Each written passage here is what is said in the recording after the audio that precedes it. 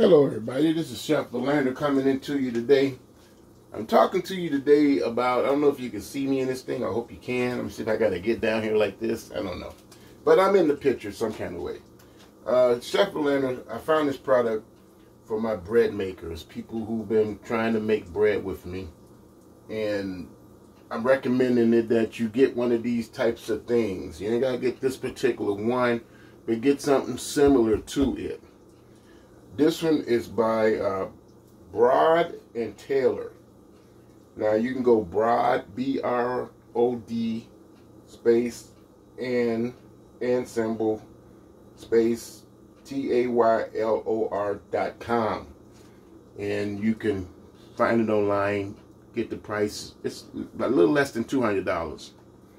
And then it's a little other attachment that you might want to look at. It might cost you about another 40 or 50 bucks, but it's like a little standing rack. Now this is a proofer. You can also slow cook on this thing too. If you got like a pot or a pan, you can put a pot or a pan on this metal piece right here. Let me move this out the way. You can put a pot or a pan, or any size pan, up to about so tall. It don't matter what pan. Just put a pan on there, put your food in there, meat in there, and then just, you've got a temperature thing here. You set your temperature, and it'll slow cook your food for you, like a real nice slow cooker. But it's mostly, you're going to use it for a proofer. You want to be able to proof your bread doughs, your donut doughs, your croissants, anything you want to proof. You know, if you know about proofing, this is necessary when you're baking. Now, you can still do it the old-fashioned way, proof it in room temperature with a cover, putting it in the oven, or putting it on top of the oven. There's all kind of ways you can proof. But whatever recipe you're using, you can use the very same recipe, but use this particular proofer. Now, you ain't got to use the actual full hour to proof. You can cut that down to half in some cases, because with a proofer, it proofs twice as fast. So if it's something that proofs at a room temperature at an hour, you'll proof it at 30 minutes, maybe 35 minutes, depending on how much you want it to be puffy. And then you know, you prep it and you make it to the sizes and shapes you want. You got to proof it again, of course. Again, that process will be about an hour proofing. Now you can cut that hour proofing down to half an hour. This is a real neat thing. What it does is, everything's like collapsible. Now I put duct tape on my corners because I wanted to capture all of my heat. I don't never have no extreme heat on this thing, so I ain't got to worry about no heat melting anything. Now let me see if I can put this together. Alrighty. So we start out over here. Match this groove up with this thing. Get it in place. Then open it up. It expands open like that. There's little grooves in there that catches the grooves and it holds its place. Now, this is a rack that comes with it. This is the little pan that comes with it also. I'm drying it off because I just got to washing it. And you put water in here, maybe a half a cup, to wherever the level of this thing goes. You know, just a little bit of water right there. Any kind of water. Put it in the middle. Put it in the middle of the container.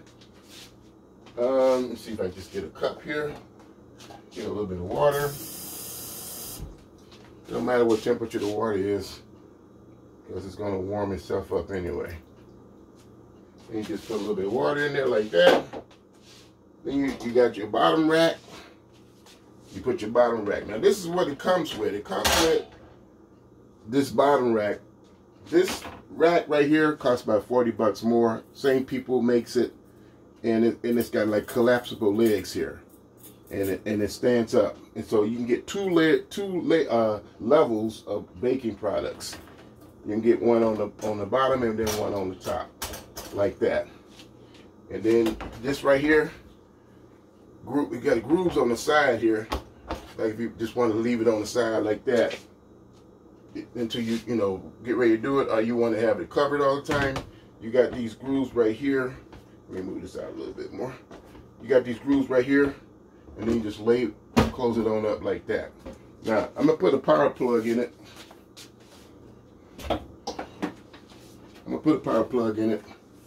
Let's see what plug I want to use. I guess I use this one. Plug that in. And then, of course, just plug this in here. All the way. And then this is your power button right there. You set your temperature, whatever temperature you want. I like to put mine at 110. Then you got if you're gonna cook it, you got one right here where you cook it like a slow cooker. It'll just slow cook for you.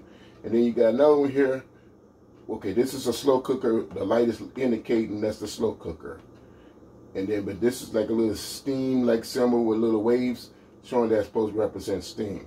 And then you can change the temperature. You can change the temperature. Let me see, let's see how far the temperature goes up to. I just want to know. Okay, the highest the temperature goes to is 120 degrees, which is still, in baking, it's still good. But most people, like when they bake, they want it to be like 110 degrees, though 115 in some cases. So 110, your choice. I like to keep mine around 110. That way it proofs faster. And I can cut that proofing time down. Some cases you can just do 20 minutes, depends on how much yeast you use. And because all you're waiting on it to do is double. Once it doubles in size, it's finished proofing. And then two stages. When you proof it the first time, you want to just double the size. It's finished. If they get done in 15 minutes, it's done for 20 minutes. That's even faster for you. And then when you shape it and put it in the shapes you want, put it in the pans you want, you can put the pans in here. You know, find the ones that fits this container, put them in here, then let them proof. And then once they double in size, they're finished. Take them out, bake them. Now, I like to bake my breads at high temperature. If I can do 500 degrees, I do 500 degrees. But 475 or 465, that's good too. You find a temperature that you want, but you really want to use a high temperature. You don't want to use no 375. You don't want to use no 400, no 4 something. They don't bake good. They dehydrate your bread. They dry your bread up. Bread bakes quick, fast, and that way you don't lose all the moisture in the bread while you're baking it. So these are just some tips I'm talking about. But basically, this is a broad. Let me see if I can get this lid off here. Kind of show you the best way I can. Hope that reflection is coming out. BROD space and space TAYLOR, and then you put .com if you're going on the web, and then you get the price of it, and then you order it. It's a good product. Comes pretty fast too in the mail. I mean, well, not in the mail, but it comes by either FedEx, UPS, or one of them other carriers. And it's worth the investment, especially if you are a bread maker. If you make your bread like 4 and 5 times a week on a regular basis, you might want to invest in something like this. But if you don't make bread enough, no, don't waste your money. But these are people that actually make bread all the time. Like me, I'm a single guy, and I make bread for myself all the time. I got like real small recipes, like 1 cup of flour, and then I work around that and make myself a small amount of bread. Sometimes still too much bread, even with 1 cup of flour. But that's what I do, and I do that as needed. So if I'm eating my bread real fast, then I make some more bread. If I need to make it one every day, I make one every day. Or one every other day, or one every 2 days. But when you're making bread, fresh bread, you're not using preservatives. And if anybody got digestive issues, preservatives is really messing with people's digestions. So if you can make a fresh bread, I don't care if it's a white bread, you ain't got no preservatives in it, it's a good bread to eat, because it'll break down like it's supposed to. A bread, you make a good bread and it stays at a room temperature, say 75 or 78 degrees for 4 days, it should start to go bad. It should start to mold or tart or something. It shouldn't be good on 4 days. But you go to the store, you buy a loaf of bread, God, it lasts for, it's got a shelf time maybe 5-6 weeks. Now that's preservatives. that does that. But when you're making your own bread, your own healthy bread, you know exactly what you're putting in that bread. And bread is not expensive to make. It's very inexpensive. You just give a little bit of your time and your attention. You get basically 5 or 6 ingredients, sometimes just 3 or 4. But you know exactly what you got in there. You got the recipes out there. You can use any recipe you want. It don't matter. If you want one of my recipes, one day I'll tell you a couple more. But if you look at my Chef Valander Hendricks YouTubes or Facebook, you'll find one of my bread recipes. You might find a couple other recipes that I put out already. So this is something an experienced bread maker at home experienced bread maker would want to probably get. You need a proofer. And if you're making breads and you're really making doughs, yeast products, you need a proofer. So find yourself a good proofer. It ain't got to necessarily be this one, but you need a proofer, some type of proofer. Now, when you start looking at the proofers on the market, you're going to be amazed by how much some of them things cost. They're very expensive. I mean, super expensive. I was lucky to find this one for less than $200. And I had to do a whole lot of research. So I hope you understand that I'm sharing my long time research with you here and trying to help you guys make your products better and better and better. And you're going to love the effect of this proofer. You're going to cut down your time for making the bread. You're going to cut it down at least half, if not less than that. And you're going to make your bread faster and quicker. And you keep making it every day, or keep making it 3 and 4 times a week. Your recipes are going to greatly improve. You're going to know how to play with the yeast. And the moisture of the dough is very important. You got to play with that. You got to find that moisture that's right. And you play with that. And you're going to enjoy this particular gadget. If you notice, I got a bunch of them on my counter here. I'm kind of into gadgets. And it gets warm right away, real fast. And the little light right here that's red, it changes to green when it finally reaches 110 degrees. But right now, if I don't know if you can see this or not, but right now, right here, it's steaming up. It's steaming. You can see the steam inside of it. I don't know if about raising it up, can you see any steam or not? Probably not. But if you can feel the temperature, it's warm in there, very warm. Now the maximum temperature is 120 degrees. 110 is good for baking. So you can proof your products real fast. Get them in there, as soon as they double in size, pull them out. The second time you put them in there, they double in size, pull them out. Don't overproof. Overproof deflate your product. It makes your product go flat. So don't overproof. And you can do it very easy with this proofer, so you got to really pay attention to what you're doing. So you play with this and play with this and play with this until you get it to where you actually like it the best. And I recommend it. I recommend anybody's making bread and these beautiful bread recipes that they be putting on the YouTube, beautiful bread recipes where they are on Facebook and a few other platforms, or a few other media platforms. I recommend it greatly. And this particular proofer will really cut your baking time in half and maybe less than that. So something that normally would take you about, let's say, 2 hours, you can do it in less than an hour. You might be able to do it in 45 minutes. So that means you can make more. You can make it quicker and you can make it faster. And you need one of these. You can still do it the old-fashioned way. Take you 2 hours, maybe 2.5 hours. I don't know. It works too. But this right here will really improve your products. And I think that's it for now. Everybody be well. Oh yeah, for the COVID people that's looking for the vaccines, people that are veterans, the VA is giving out vaccine shots to everybody. You know, everybody that's a veteran. Everybody right now today. Today is March 23rd, 2021. And today is Tuesday. I just took my second vaccine today. It's Pfizer. So you guys can watch me in the future, see how I'm doing. I might be your guinea pig. But so far, I haven't felt anything. The first one, I didn't feel nothing. I had no side effects, nothing at all. Just like I got a flu shot or something. And then I had one today. I still don't feel anything. And matter of fact, it cleared up my sinus.